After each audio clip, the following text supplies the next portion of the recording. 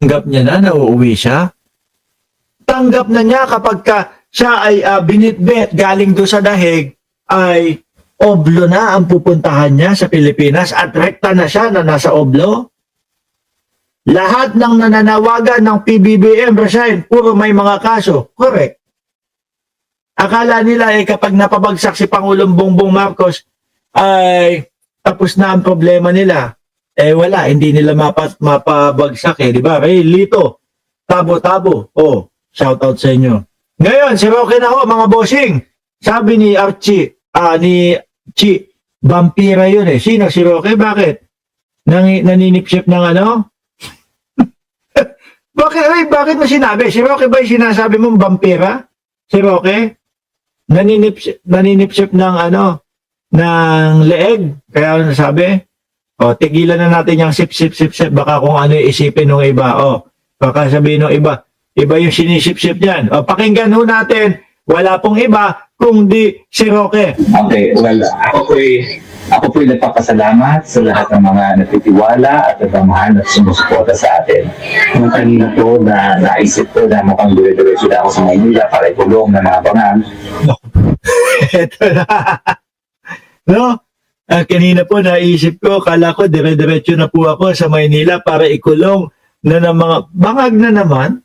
Paulit-ulit naman. Kaya sabi ko, tatanggapin ko naman ito.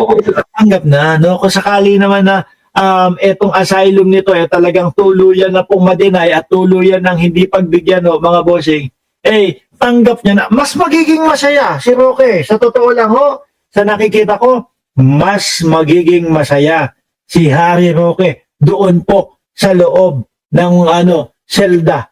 Bakit to, mga bossing? Si Roque, mahilig pong magpa-topless yan, no? Kumbaga, para niya yata yun hobby niya po yata yun, mga bossing. Kasi isang beses nakita ko yung video niya, si Ronnie Liang, trip na trip niya. At ako hindi ako naniniwala na si Roque ay bading.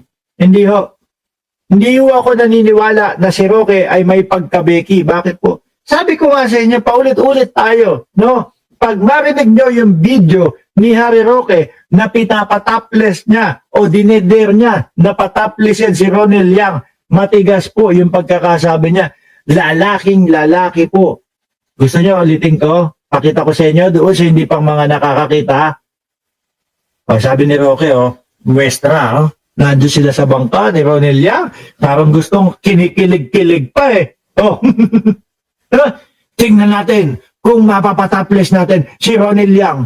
Aba, sabi ko, iba ang dating ni Roque. Lalaking lalaki po. Matigas ang boses. Yun nga lang baka mahilig lang talagang magpatopless ng kapwa lalaki si Harry Roque. Pagpasok nito sa Oblo, pagrekta po nito sa kulungan, naku po, happy life. Bakit? Kung hobby niya ang magpatopless ng mga kalalakihan, ng mga kapwa niya lalaki, doon po sa loob, mga bossing, automatic. Karamihan po doon, nakatopless. Bakit to? Sa sobrang sikip at daming presyo, mga kababayan, mas pipiliin mo talaga na nang nakatopless ka. Ay, naku, busog ang mata ni Roque doon. Diba?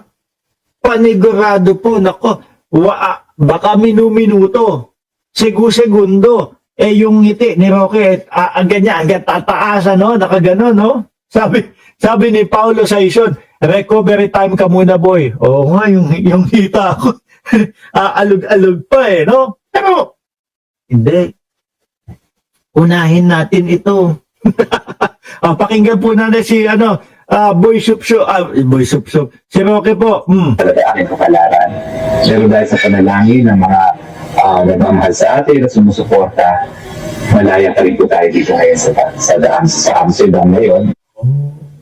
Dahil doon sa mga nananalangin. Pero kapag kaya, dumating na yung oras at panahon ni Roque na talaga pong ito, kailangan ng sintensyahan po yung hinihingi na asylum. Kawawa ho ito. Bakit? Deny na yung passport. Wala na pong pupuntahan yan. Hindi na po makakaalis doon yan. No, isang lugar na lang po. Tapos baka nga ihatid pa ho yan ihatid, isakay sa eroplano at ihatid po rekta sa Pilipinas. Ang pinanghahawakan na lang po ni Roque, mga bossing, ay yung oras panahon ng pag-aantay nung magiging desisyon po doon sa kanyang asylum. Yun na lang po kasi nababanggit po, di ba? Aabot daw ng 1.5 taon ho, mga bossing, yung asylum. Nakakailang buwan na ba siya? Marso, April, May, June, July, August, September, October, Nobyembre, Disyembre na ngayon, siyam na. Ibig sabihin, mga bossing, 18 buwan, ang 1.5 taon, may siyam na buwan na lang ang nalalabi kay Roque. O baka mapadali pa ang desisyon. Kasi panigurado naman po ang ending ng nito, hinihiling po ni Roque na asylum. Denied ho. Kasi yung sinasabi niya na dahilan niya kung bakit siya nagtatago at bakit ayaw niya at hindi siya pwedeng pauwiin ng Pilipinas ay dahil daw po ginigipit daw po siya ng gobyerno ni Pangulong Bongbong Marcos. Wala namang katotohanan yun.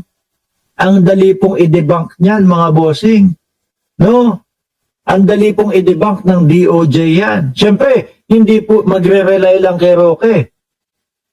Yun pong Netherlands o kung saan siya humingi ng asylum. Magre-rely ho yan, mga bossing, sa dalawang panig. Alamin sa DOJ, bakit ba nagtatago si Roque dito sa amin na tumihingi ng asylum? Totoo ba na ginigipit ng gobyerno nyo si Roque? Di ba, Ma'am Elena Garcia at Bench Uy? Hindi po, sasabihin ng DOJ, hindi po. Sa katotohanan po, masaya po si Roque dito sa amin, sa aming bansa. Mahilig nga po yung magpataples. Di ba? Tapos sabay ilalabas. Ito po yung mga video niya, habang kinuha siyang resource person doon sa Kongreso. Kaya lang, nung meron ng hinahanap at sinabi ni Roque, nag-promise pa siya na ipapakita yung dokumento kung saan nanggaling yung kaperahan niya, ayun, hindi na po nagpakita. Napasubo na po, mga bossing, si Roque. Hindi na umuwi. Siguro alam niya, sasablay siya doon. At siguro alam niya, wala siyang maipapakita. At hindi lang po, mga kababayan, basta-basta, si Roque, kasali sa Pogo. Hindi ho ganon. No? Meron pong mga linya na nag-connect po kay Roque. Unang-una po, sumubo po ng chorizo si Roque. Putik na yan, oy! Ano ba yung mga comment nyo? Kung pwede naman, no?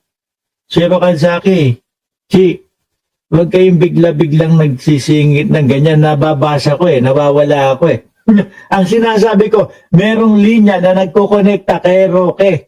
No? At gusto ko ipaliwanag yung linya na kumukonekta kay Roque doon sa Pogo is yung mga bank accounts nila ni De La Serna. Yung parang baby boy ang turingan ni Roque doon kay De La Serna di ba? Mga bank accounts, mga papeles at isang Chinese na taga-Pogo nandoon sa nahuli sa bahay nila. Doon sa Benguet. Di ba? Sabi ni Ray Lito, nang tinapa kayo talaga. Pag si Roque ang pinag-uusapan, katakot-takot na jumbo hotdog, chorizo at kung ano-ano pa yung mga pinagtatatype nyo dyan.